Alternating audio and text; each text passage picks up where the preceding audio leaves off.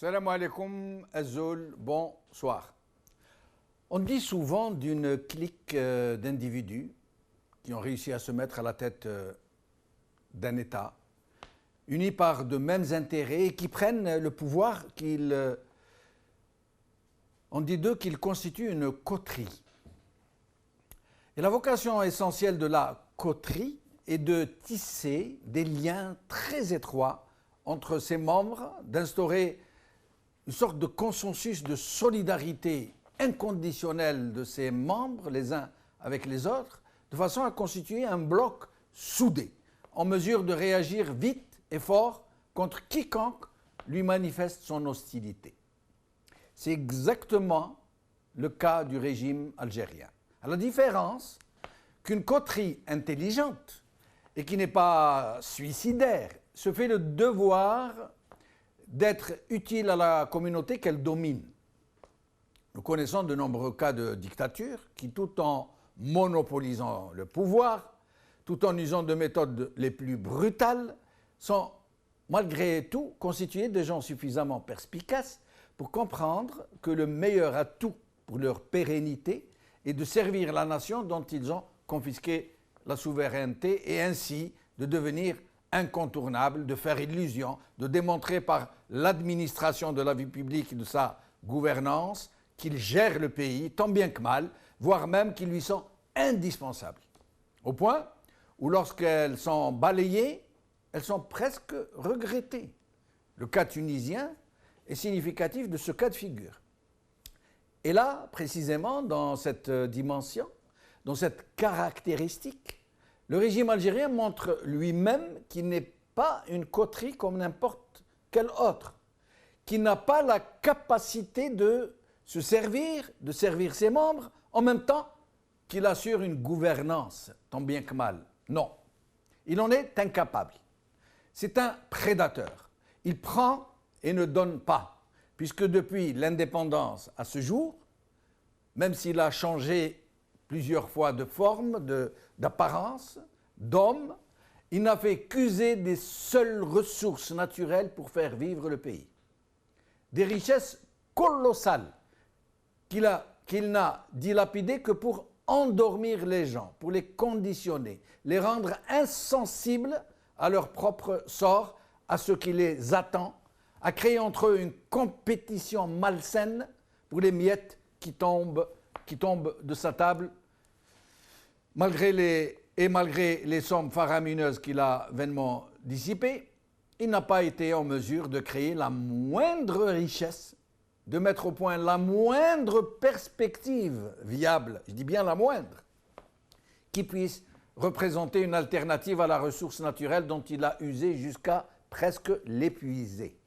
Ni industrie, ni agriculture, ni services, ni même fonds souverains, au point où l'Algérie est devenue le seul pays au monde qui ne dispose que d'une seule et unique ressource, celle des hydrocarbures. Et non seulement ce système ne crée aucune richesse, non seulement il a fait en sorte de ne dépendre que du gaz et du pétrole, mais pire que cela, cette coterie, allez, appelons-la comme ça, qu'il a constituée avec les ans, et la formidable manne financière qui lui est tombée toute crue sur la table, il a mué en une sorte de mafiocratie. Une vraie mafiocratie en fait, puisque le but ultime de chacun de ses membres est de prendre sa part de butin, plus ou moins grande, en fonction de son importance dans la hiérarchie. Examinons un peu la morphologie de cette mafiocratie. Quelques critères qui la distinguent, peu connus de l'opinion publique.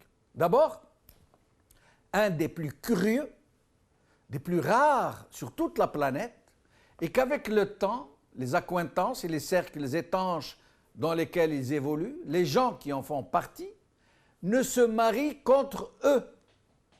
Vous imaginez? Ils ne se marient qu'entre leurs enfants avec leurs enfants. Depuis l'indépendance du pays. Ils sont tous parents les uns des autres, d'une manière ou d'une autre. Tous ou presque tous. Directement, latéralement ou par alliance. C'est donc une seule et même famille. autant dans le sens consanguin du terme que dans le sens mafieux, la familia.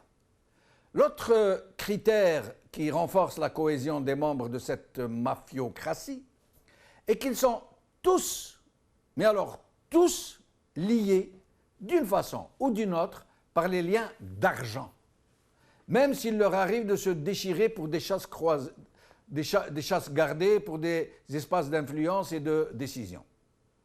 Encore deux caractéristiques. Le premier est que pour s'imposer, ce système a réussi à instaurer une mauvaise conscience généralisée, en élargissant le plus qu'il a pu le cercle de ses clientèles, même si les rentes distribuées ne sont pas du même niveau.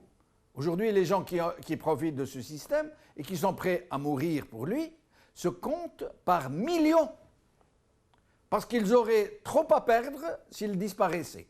De larges couches de la population qui ont accédé à des statuts sociaux relativement enviables, sans aucun mérite, sans rien avoir à apporter d'autre que leur soutien à la mafiocratie. Des gens qui ont su s'engouffrer dans les chicanes et qui leur ont été ouvertes. Des gens qui vont du soi-disant capitaine d'industrie, riche en milliards de dollars, au Baltaji, à qui on a complaisamment consenti une rue pour en faire un parking payant, en passant par le policier ou le gendarme qu'on rémunère mieux que l'universitaire, en passant par le magistrat, par le fonctionnaire, par le commis de l'État qu'on paye très peu pour les pousser à la pratique de la corruption, etc. En passant aussi par le faux moujed, à qui on a déroulé le tapis rouge, aux militants du RND ou du FLN à qui on ouvre le boulevard des affaires, aux candidats du Parlement qui achètent son élection aux enchères publiques, et j'en passe, et des plus graves. Tout cela a eu des conséquences que nous connaissons, des conséquences tragiques, puisque la société tout entière a été vidée des valeurs qui l'ont portée des siècles durant, qui l'ont cimentée. Et c'est ainsi que les Algériens ont été vidés de la notion de nation, n'en gardant que des slogans stériles vidés de sens. Mais pour aboutir à de tels résultats et continuer à s'imposer à la tête du pays, malgré les tragédies indicibles qu'il a fait subir à la société, malgré le chaos annoncé dans lequel il va précipiter le pays sans l'ombre d'un doute, cela n'a pas suffi à ce système de procéder à une corruption de masse. À l'opium qui lui a servi pour endormir les masses, il lui a fallu aussi recourir au bâton pour assommer le peu de citoyens vigilants qui ont refusé de se laisser acheter. Et c'est pour cela qu'un célèbre opposant a dit que non seulement ce régime était une mafia, mais qu'elle était de surcroît la seule mafia au monde qui ait toutes les institutions du pays sous son contrôle, en plus de l'administration, de la justice, de la police, de l'armée, voire même des mosquées. Toutes ces institutions ont donc été instrumentées pour sévir au nom de la loi, au nom de la révolution, puis du socialisme, puis de la légalité, puis contre le terrorisme, puis au nom de la justice, puis contre la main étrangère, puis pour empêcher le pays de retomber dans la tragédie qu'il a endeuillée, qui avait été provoquée par le régime lui-même. Autant de prétextes cousus de grosses ficelles pour sévir contre quiconque a osé dresser la tête. Au prétexte de défendre la nation, elles ont servi ces institutions, et elles continuent encore de servir la mafiocratie pour tuer, torturer, faire condamner, emprisonner, pousser à l'exil, faire congédier, exercer des pressions, bannir, isoler, désigner la vindicte populaire comme étant un ennemi de la nation, un agent de la main étrangère. Quiconque ne rentre pas dans le cadre imparti. Aujourd'hui, Mondafri, quand le DRS organisait ses procès de Moscou. Algérie Focus. Abdou sans tabou, la justice algérienne au service des puissants. Par Abdou Semar. Liberté. En prenant la défense de Cheikh Ibrahim, Yahya avoue l'instrumentalisation de la justice. Par Mohamed Cherif Lachichi. Aujourd'hui, avec nous pour en parler, Sofiane Chouit, juriste spécialiste en justice transitionnelle qui nous parle depuis Montréal. Hassain Kourdourli, médecin-major de la protection civile et médecin expert judiciaire en aviation civile. Abdou Sammar, journaliste. Nos deux derniers invités nous parlent depuis Alger. Sofiane Chouiter, merci d'être avec nous. C'est moi qui vous remercie, Jamal. Merci. Alors, Sofiane Chouiter, si nous parlions un peu de cette institution de la justice qui est utilisée justement par ce régime comme d'un bâton pour faire taire quiconque ose manifester le plus petit signe d'hostilité à l'endroit du régime.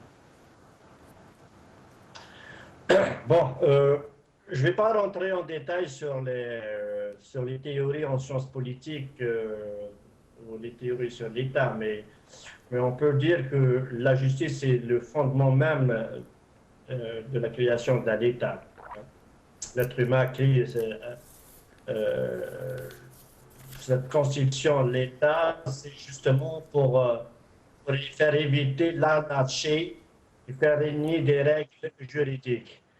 En ce qui concerne le despotisme et le régime algérien, malheureusement, après l'indépendance, et comme tu viens de le souligner tout à l'heure, il a une junte militaire a bien confisqué la souveraineté du peuple. En commençant pour éliminer l'Assemblée constituante qui a été élue par le peuple, même sous l'égide d'un seul parti politique, le FNL. Mais on a donc éliminé l'expression de la souveraineté du peuple. Et on a imposé une constitution dans la Constitution 63 qui a prévu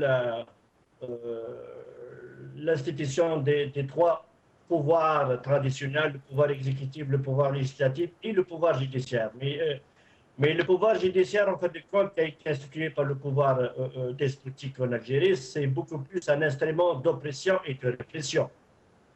Ce n'est pas un organe de protection des droits ou des libertés comme il devrait l'être.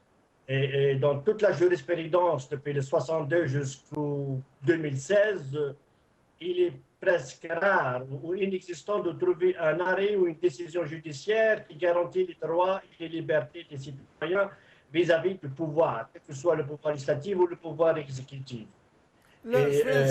Sofiane Chouiter, est-ce que nous pouvons dire que la justice algérienne n'a jamais été indépendante? Ou alors peut-être qu'elle a connu une certaine période où elle a été relativement indépendante?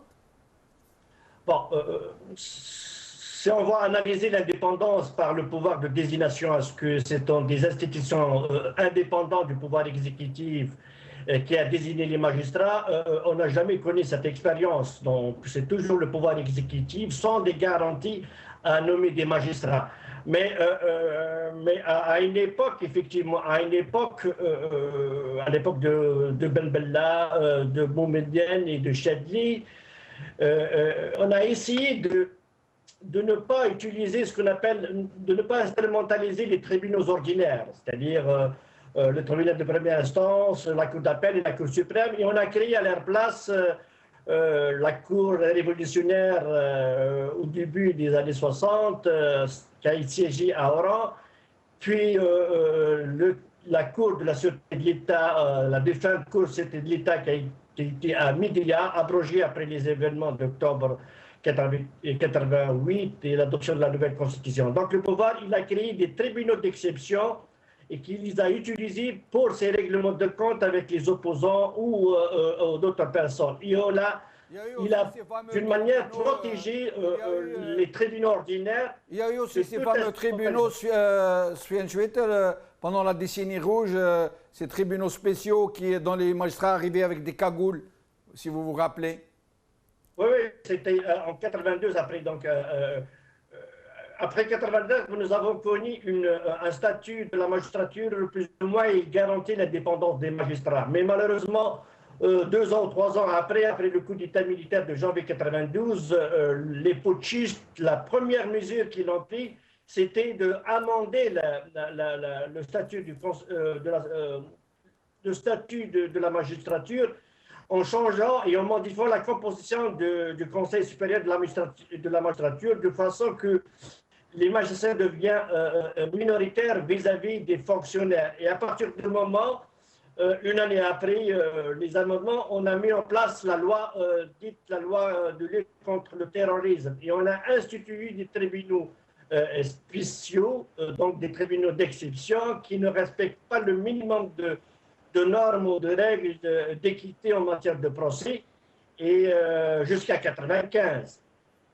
Mais suite à la contestation de l'opinion publique et surtout des organisations internationales des droits de l'homme, le pouvoir, d'une manière rusée, a fait des amendements en 1995 où il a introduit des dispositions des lois d'exception dans le droit ordinaire, c'est-à-dire que dans le code de procédure pénale et le code pénal, il a introduit certaines dispositions de l'ancienne loi antiterroriste, qui est une loi d'exception, et en changeant et en modifiant la composition, par exemple, de la cour d'assises, parce que la cour d'assises, à une époque, elle était composée de 4 jurys populaires qui expriment la souveraineté du peuple et de 3 magistrats professionnels. Ça veut dire que les jurés populaires étaient majoritaires, ils étaient plus nombreux que les magistrats professionnels. Effectivement, c'est-à-dire que le peuple, les représentants du peuple étaient majoritaires. Donc, lors de la délibération et de voter sur la culpabilité d'un accusé et la peine, généralement, ce sont les jurés. À une époque, ce sont les jurés populaires qui étaient majoritaires. Tu vois, à partir de 1995, la CNT, le Conseil national de transition, a adopté donc la réforme du code pénal et du code de procédure pénale.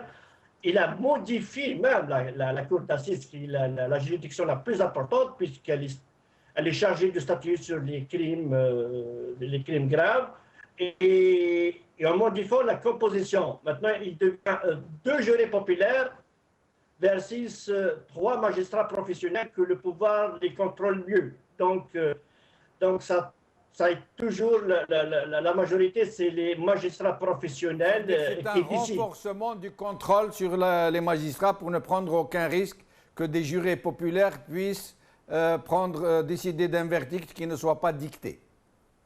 Effectivement. C'est-à-dire il a contrôlé parce qu'il ne savait pas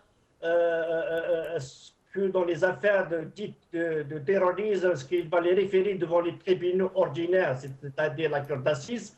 Mais à cette époque, la cour d'assises, le peuple était majoritaire. Expliquez-nous quelque chose. Comment ce régime a-t-il fait, comment a-t-il réussi à mettre quasiment tous les magistrats en boîte? Comment se fait-il qu'il n'y ait pas eu de réaction, ne serait-ce que d'une partie de la magistrature, pour dire non, nous refusons d'être instrumentés, nous refusons d'obéir à l'injonction? Comment a-t-il réussi ce régime à instituer une telle paix, une telle sieste au sein de la magistrature? Je pense que ça commence après le recrutement des magistrats ou des élèves magistrats, après l'examen ou le concours pour accéder à l'école supérieure de la magistrature. Il y a toujours le pouvoir qui contrôle dans la sélection des futurs magistrats. Donc, la police politique avait joué un rôle, et je pense qu'elle joue un rôle très important dans ce qu'on appelle l'enquête administrative. Donc, toute personne, même qui réussit le concours, mais qui a des antécédents, disons, politiquement non corrects, ou qui a exprimé des opinions opposables au régime, il sera écarté. Bon, après, donc on a encouragé et on laissait faire la corruption sereine dans le corps de la magistrature. Je ne généralise pas, mais il y en a beaucoup de magistrats qui sont corrompus. Et donc, ils sont facilement manipulables, contrôlés, chantés par le régime. C'est-à-dire, si j'ai bien compris, alors le régime dispose de 2 ça, si je peux me permettre ce terme. D'abord, il contrôle le recrutement. S'il voit que des gens qui sont intrinsèquement intègres, qui pourraient être hostiles au régime, il les évacue. Et après, une fois qu'ils sont recrutés, il les paye mal pour les pousser à la corruption, et corruption sur laquelle il ferme les yeux pour pouvoir mieux les tenir. Est-ce que c'est bien ça? Effectivement, effectivement. Il y a la troisième, une autre méthode, c'est qu'il y a des magistrats. Moi, je connais le cas d'un magistrat, Abdallah Haboul, qui était un syndicaliste dans la région de la cour de Constantine. Il a mené une campagne contre l'ingérence de l'ancien ministre de la Justice, Bel'iz, qui est actuellement, je pense, ministre d'État auprès du président de la République. Donc, il a été sanctionné d'une manière abusive par le Conseil supérieur de la magistrature qui, sous contrôle du pouvoir exécutif, il avait des difficultés, d'ailleurs, ce magistrat, des difficultés de contester la décision disciplinaire de ce Conseil magistrature devant les tribunaux. On a même refusé d'enregistrer sa plainte au niveau du Conseil d'État qui a la haute juridiction administrative en matière de contestation des décisions administratives et disciplinaires. Et il a été obligé donc de quitter la magistrature et rejoindre le corps des avocats. Donc, ça commence par le recrutement. Donc, on va sélectionner les gens les plus favorables et faibles d'esprit, qui sont manipulables et qui acceptent les instructions du pouvoir exécutif, en encourageant la corruption et de la corruption des magistrats pour le mieux contrôler, et puis en sanctionnant de manière abusive et arbitraire les rares magistrats intègres. Et puis il y a la mutation aussi. La mutation pour les magistrats qui ne sont pas très dociles vers des endroits invivables. Il suffit de leur brandir l'épouvantail pour qu'ils rentrent dans leur rang. Effectivement, c'est une forme de sanction. C'est une forme de sanction. La mutation, en principe, un magistrat est immovible, tu vois. On peut pas. Et là, le pouvoir exécutif qui contrôle le Conseil supérieur de la magistrature peut sanctionner soit par la radiation ou par la mutation dans des zones très lointaines et difficiles à vivre. À un certain moment, on a senti comme un remous au sein de la justice. C'est un épisode très peu connu, l'affaire Adami, c'est ça? Effectivement, oui. Il y a eu une sorte de remous et puis on n'a plus rien entendu. Et jusqu'à présent, l'affaire est très mal connue. Est-ce que vous pourriez nous en dire quelques mots?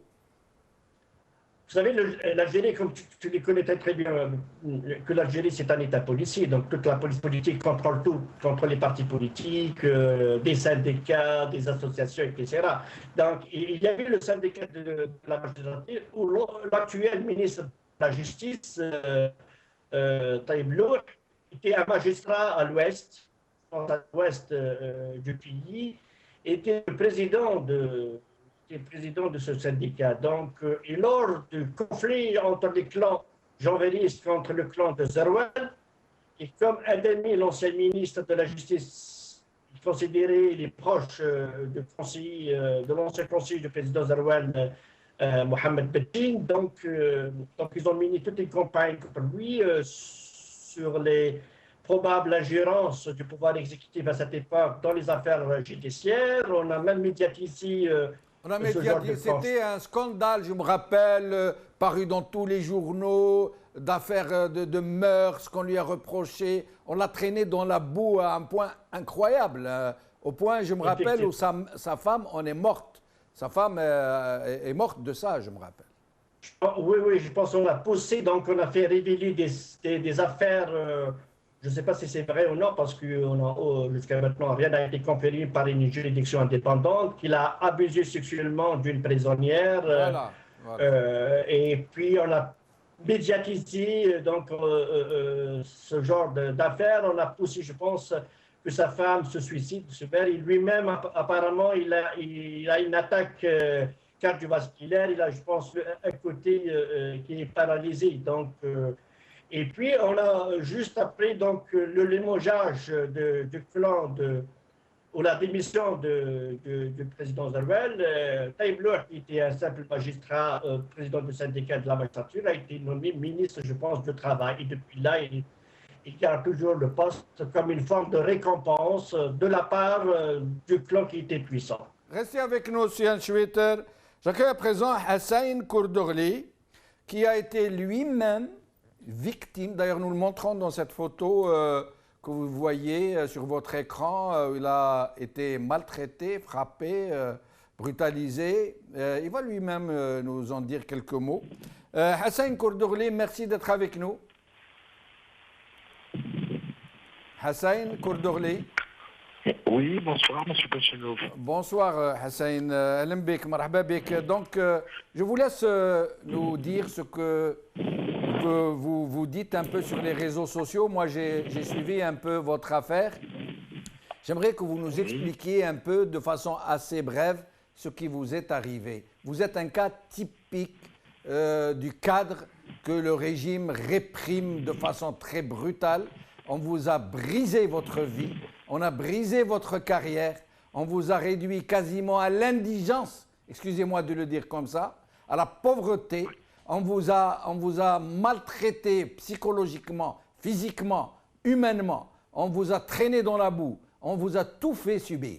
Parce que vous vous êtes opposé à des recrutements illégaux, parce que vous avez dénoncé, vous êtes vous-même médecin vous étiez expert judiciaire en aviation civile, vous avez dénoncé des cas illégaux de pilotes qu'on avait fait passer par des médecins conseils, je crois, qui sont en fait des médecins conseils experts en locomotive, en train, et autres scandales. Vous avez dénoncé beaucoup de scandales, y compris dans la protection civile aussi, et on vous a fait payer très cher.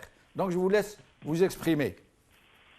Je tiens à vous remercier, M. Bachanouf. Le cas, bon, en ce qui me concerne, au moment où je m'attendais à une gratification pour les services rendus à la patrie, allô? Oui, on vous entend très bien. Je m'attendais beaucoup plus à une gratification. Et la meilleure gratification qui m'a été octroyée par la haute autorité de l'État pour ma pratique humanitaire. Je suis médecin et j'ai agi dans un cadre humanitaire durant toute la décennie rouge ou décennie noire, où j'étais sur tous les... Et j'étais responsable d'une importante... d'un nombre important de médecins de la protection civile, et je suis le père fondateur de la médecine d'urgence opérationnelle en Algérie. Donc oui. J'étais au chevet de toutes les malades et des victimes de la décennie noire. Et par la suite, bon, à la protection civile, ce qui s'est passé, il y a eu beaucoup d'abus. Il y a eu des recrutements de gens inaptes au service national. Allô? Oui, on vous écoute. Donc des gens inaptes au service national et qui ont été recrutés par des gens véreux. En enfreignant l'arrêté interministériel signé par le ministre de la Santé et le ministre de l'Intérieur, pour lequel je me suis conformé, et là, il y a eu des morts. Et qu'en est-il de ces morts? Ces morts qui ont été recrutés moyennant des intérêts. Donc j'étais outré par ce qui se passait. La vie humaine n'avait plus d'importance. Moi, je n'ai fait qu'accomplir mon travail dans le but d'avoir des gens assez solides au sein de ces institutions, et non pas des gens invalides qui vont puiser sur le trésor public des caisses de sécurité sociale.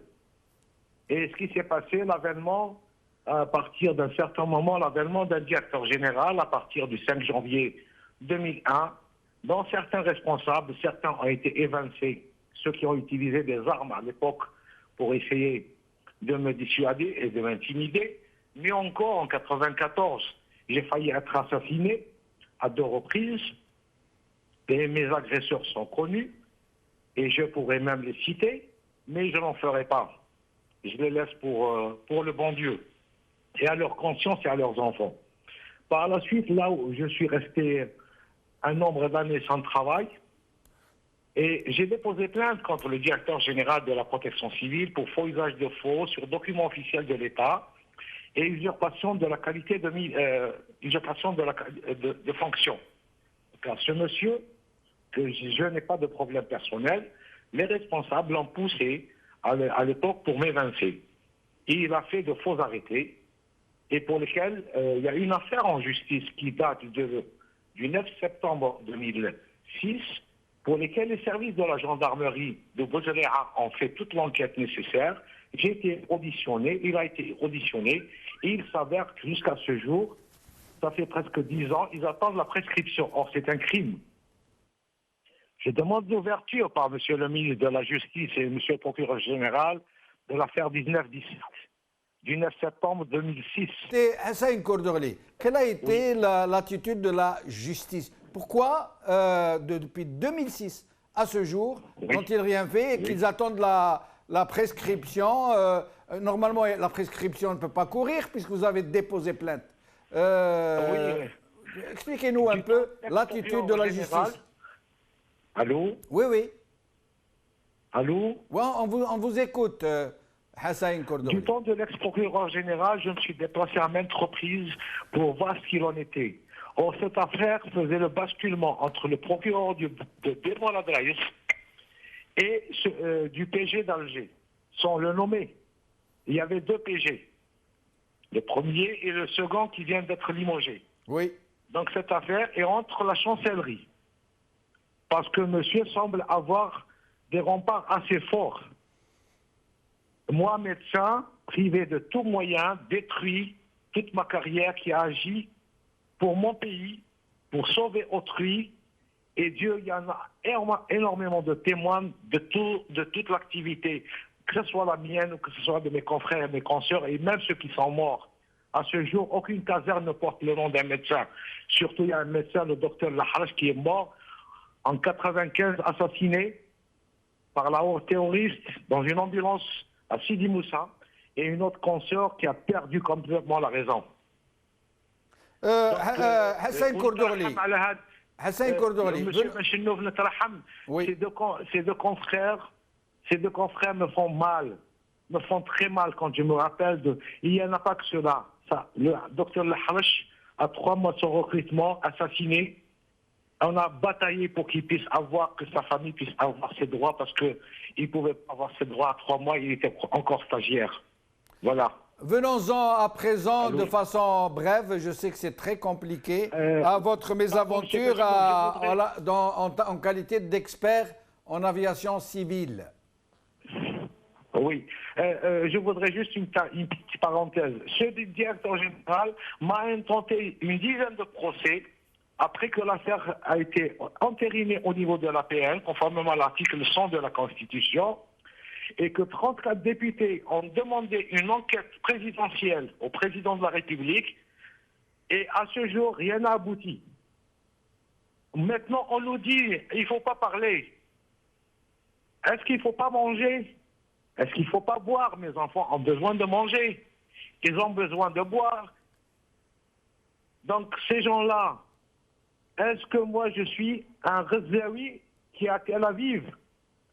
Est-ce que mon père, qui est un Moudjahid, qui m'a giflé parce qu'il a refusé de faire sa carte de Moudjahidine, il m'a dit, et il a 86 ans, le même âge que le directeur général, où je n'arrive même pas à lui octroyer 1 kilo de pommes, et qui est avec un AVC hémiplégique. Et mon grand-père, est-ce que parce que mes parents sont de la wilaya 3 historique, est-ce que je suis comptabilisé en tant que Kabyle, bien que mon nom est un nom turc? Effectivement, mon nom, il est turc, et de la pure souche. Et ce n'est pas un Kourourli, c'est un Kourdourli. Et votre mésaventure dans l'aviation civile, qu'est-ce qui est arrivé là aussi? Alors, je voulais. L'aviation civile, maintenant j'interpelle le ministre des Affaires étrangères. Jusqu'à quand les cadres algériens sont menacés sur le sol algérien par des ambassades et des représentations diplomatiques en Algérie? C'est bien que vous m'en parliez maintenant. Je vais lever le voile sur quelque chose. J'ai été menacé par 2 ambassades étrangères sur le sol algérien.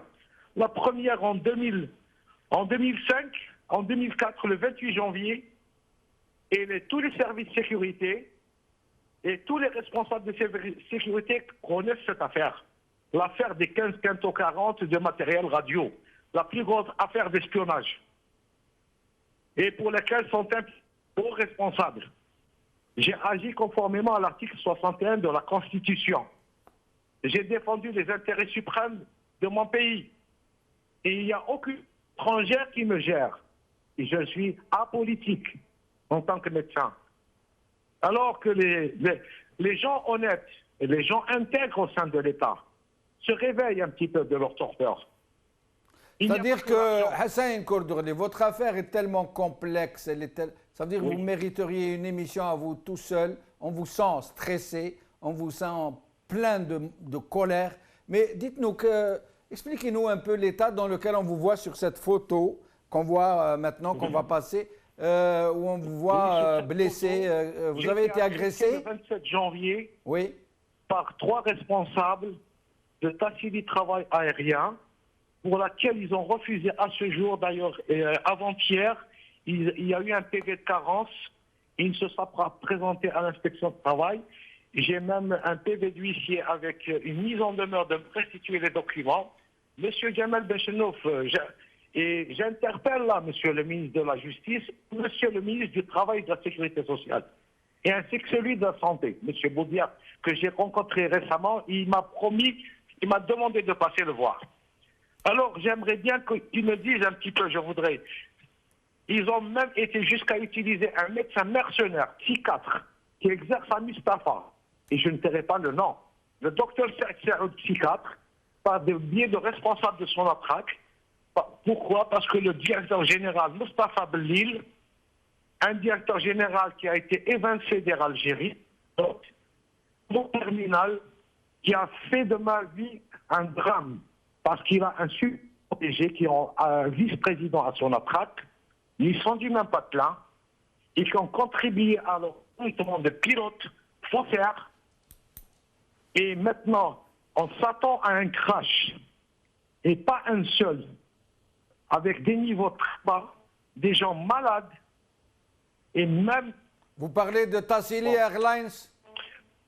Alors, ils ont été même évincés de Tassili Airlines parce que ces gens-là, recrutés en tant que pilote agricole, en dehors du cadre des objectifs, il y a eu détournement des objectifs, détournement de l'argent de la compagnie. On parle de politique d'austérité, rationalisation des dépenses, et là on fait des dépenses monstres parce qu'il s'agit d'enfants de responsables.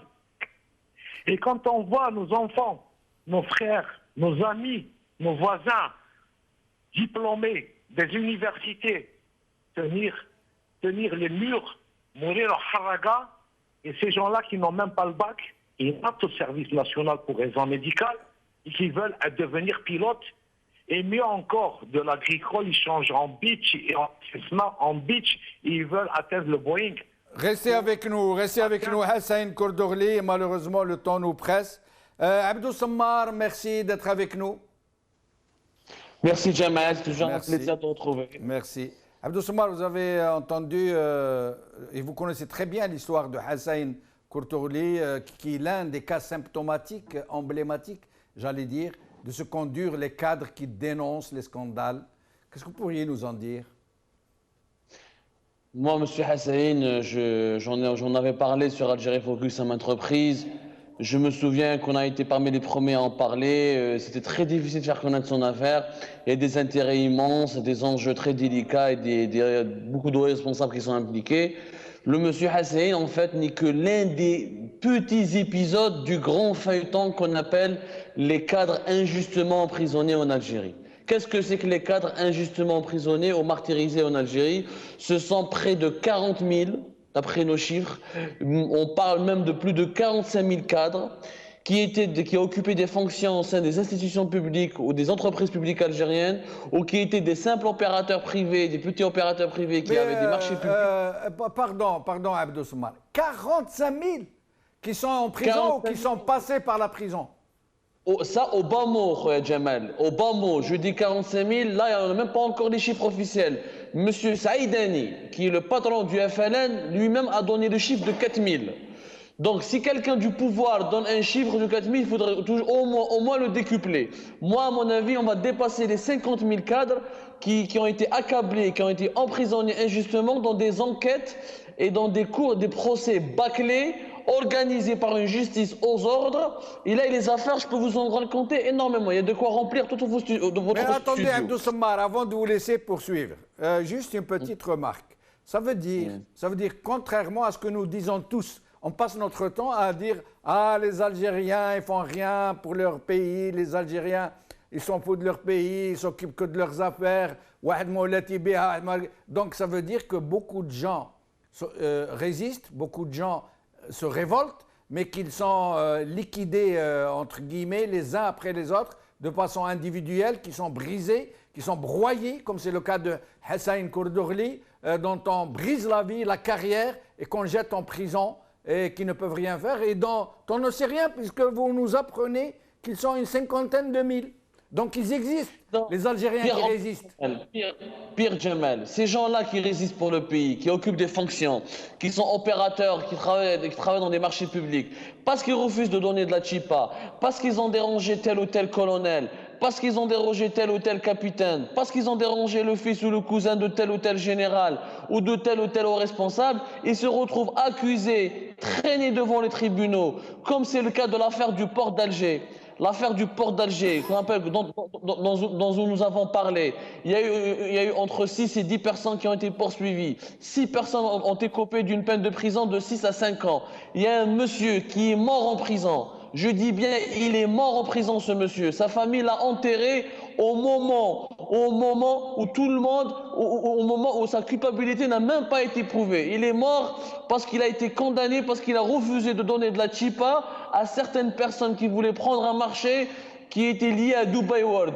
Dubai World, c'est l'opérateur qui gère la moitié du port d'Alger. Ces gens-là, lorsqu'ils ont été jugés la première fois au tribunal d'Alger, que dans le dossier d'accusation a été monté par M. Belkacem Zormati, l'ancien procureur d'Alger, à qui on n'a jamais demandé des explications. Aujourd'hui, en février dernier, la Cour suprême, M. Jamal, fait un arrêt de renvoi où elle reconnaît que ce procès était tout simplement bâclé et qu'il n'y a eu ni plaignant, ni plainte, ni préjudice. Il va être rejugé à partir de la semaine prochaine dans la cour de Tizi Ouzou. Le cas de et pourtant, la Cour suprême qui reconnaît directement qu'il s'agit d'un procès bâclé, ces gens-là ont fait déjà 5 ans, 6 ans de prison. Il y a eu déjà un mort, il y a déjà une famille qui était infortunée, il y a eu déjà des orphelins, il y a eu déjà des veufs. On a mis ces gens-là en prison parce qu'ils dérangeaient des intérêts mafieux. En plus des carrières brisées. En plus des carrières brisées, des vies brisées, bien souvent.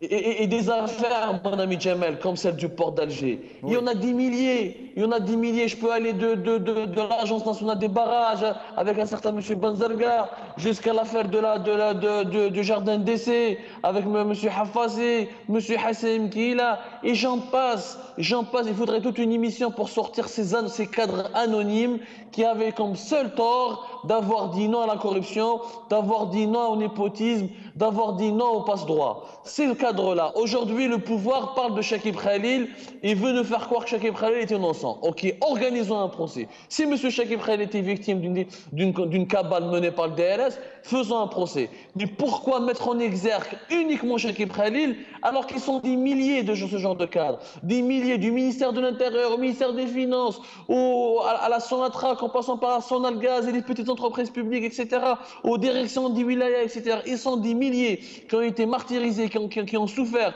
qui ont passé des nuits en prison, qui ont fait 4 ans, 5 ans, voire plus de détention préventive. Je rappelle l'affaire de la CNAN, de M. Koudil, qui a passé des années en prison, après il a été innocenté, après on l'a reprisonné pour encore une autre affaire.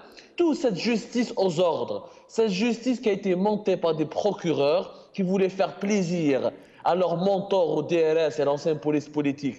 Ces gens-là doivent rendre des comptes.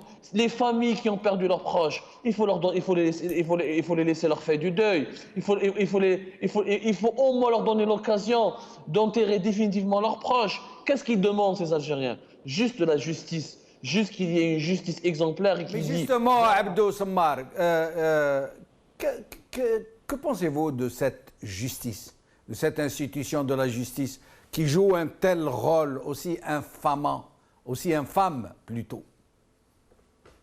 La justice en Algérie n'existe pas de manière noble. Elle n'existe que de manière organique. Moi, je l'ai dit, je le redis.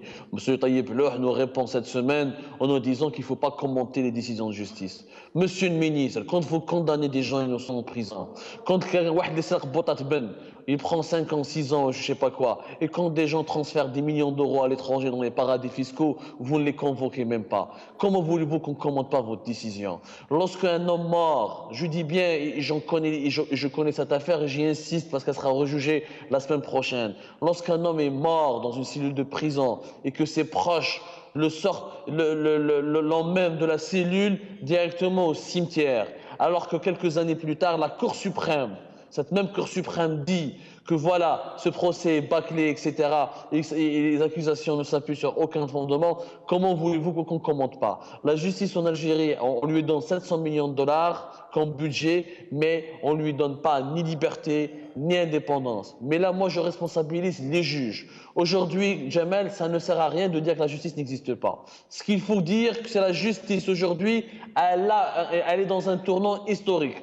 Elle a une responsabilité historique. Aujourd'hui, plus que jamais, si nos juges assument leurs responsabilités, ils sortent de leur torpeur, de leur léthargie, ils font des procès exemplaires et rappellent ces cadres injustement emprisonnés, dont la vie a été saccagée, dont la vie familiale et leurs proches ont été bousillés, si on réhabilite ces cadres, on donne de l'espoir au pays et on peut redémarrer pour espérer le développement et la démocratie. Abdou Sammar, je vais vous laisser. On va faire un dernier tour de micro. Mais avant, je voudrais vous dire quelque chose.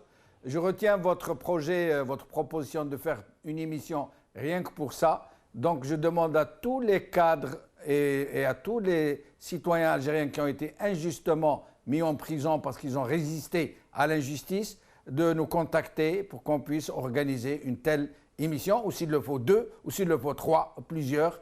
Je reviens à Soufiane Choueter très brièvement, parce que nous arrivons à la fin de l'émission. Qu'est-ce que vous pensez de cette loi qu'on prépare qui va interdire à tous les officiers de l'armée qui sortent en retraite de s'exprimer publiquement, soi-disant sous le prétexte de l'obligation de réserve, comme s'ils étaient encore militaires.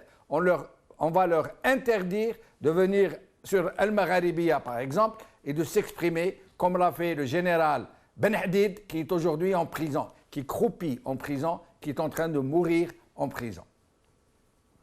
Ça, c'est une autre méthode du régime, c'est la légalisation de l'oppression. Vous savez, avant, le régime opprime toutes les voies libres par des instruments comme la police, la gendarmerie, l'ancienne police politique, le BRS et bien sûr la justice.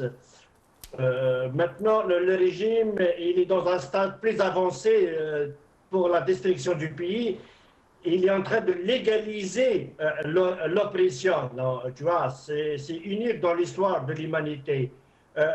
À une époque, par exemple, l'impunité était de facto.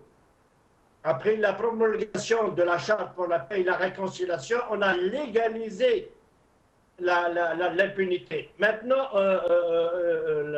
le pouvoir, après avoir aussi ici de légaliser l'interdiction de la libre expression pour les victimes et leurs défenseurs en vertu de l'article 46 de la Charte pour la paix et la réconciliation. Et nous, on a défié ce régime depuis 2006, depuis la promulgation de cette loi. On a dit qu'on n'arrête pas de dénoncer vos crimes.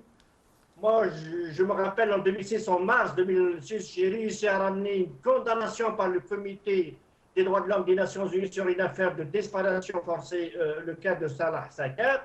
C'était après la promulgation de la Charte, tu vois. Et j'ai dit, je suis là et je viole. Je ne respecte pas votre loi. Bon, maintenant, il y a le débat sur la décennie rouge et sur la sale guerre qui a été menée par le régime contre la population civile algérienne.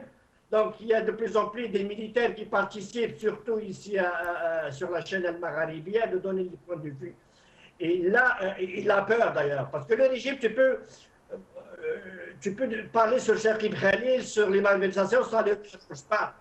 Je crois que le pouvoir réel, militaire qui vraiment le vrai pouvoir, de désigner le pouvoir de façade.